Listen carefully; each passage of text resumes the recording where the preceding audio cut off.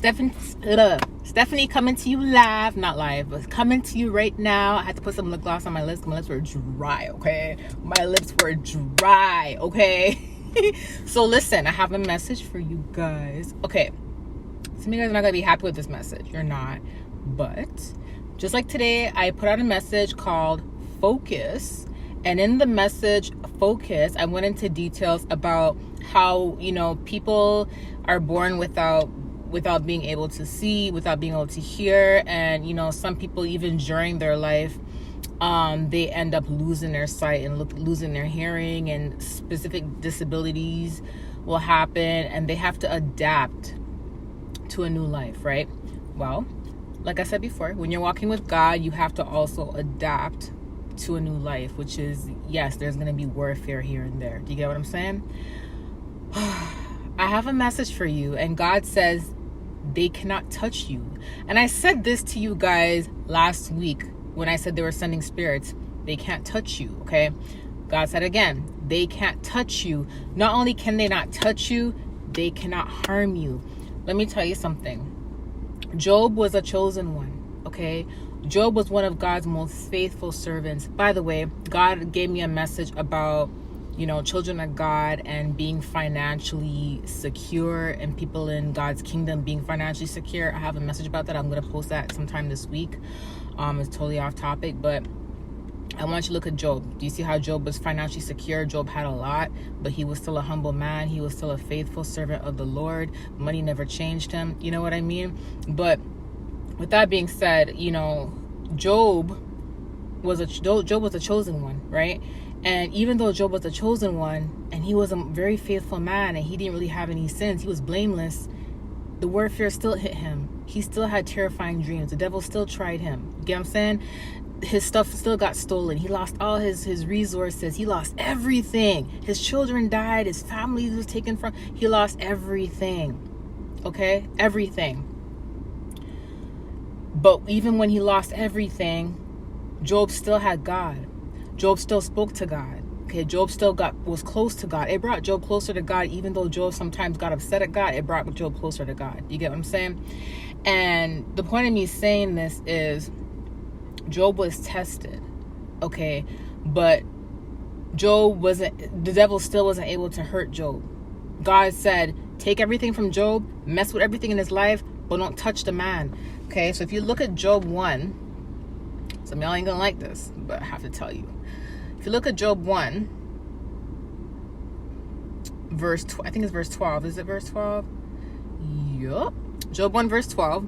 The Lord said to Satan, well, very then, everything he has is in your power, but on the man himself, do not lay a finger. So, this was Job's trial and tribulation, his obstacles. It brought Job closer to God, okay? And Job did have a revelation at the end of this. But, the devil did mess with everything in Job's life. However, the devil was not able to hurt Job. It's the same thing with you guys going through warfare.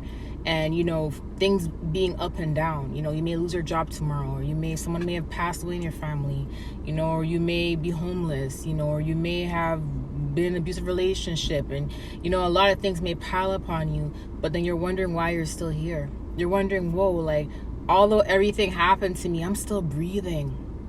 I'm still alive. I'm still here. You guys are probably like, wow, the amount of warfare that I've been through, I can't believe I'm still even breathing. Let me tell you something. Do you know if you're breathing right now, despite what's happening in your life? Do you know if you're breathing right now that you should be grateful that God, that you're still breathing? Do you know if you're breathing right now, you should be happy? That's a blessing. Especially when the odds were against you. The amount of warfare that was done to you, you're surprised it didn't even take you out. Do you get what I'm saying? And that's my point. God said to Satan, mess with everything, but the man himself, don't touch him. And that's what God means when he says they can't touch you. No matter how much they try you, they can't touch you. No matter how much they try you, they can't take you out. That's why they keep doing the warfare, because that's the most they can do. That's why they keep doing the spells, because that's the most they can do.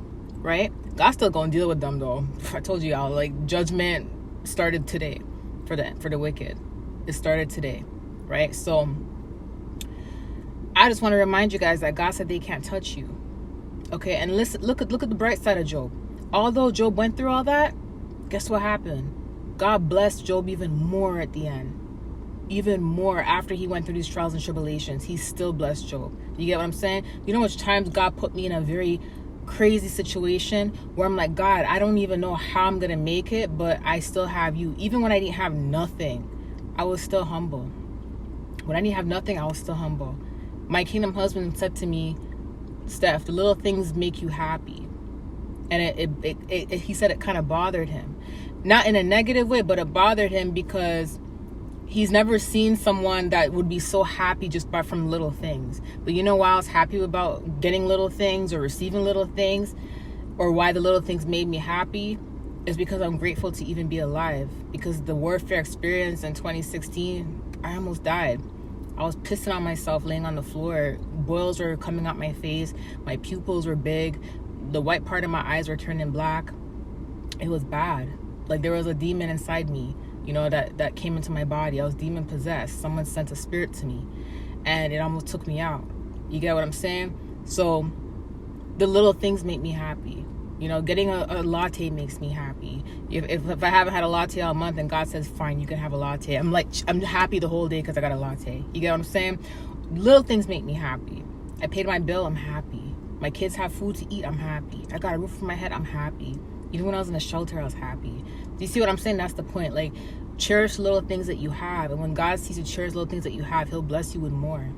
He'll bless you with more. Do you see what I mean? That's why I don't judge people. When I see people successful and they have a lot, I don't judge them. I don't look at them as money hungry, or I don't look at them as, oh, how'd you get that? Or you're just about this, you're just about that. Like a lot of people judge a lot of people who are successful, not realizing you don't know where they came from.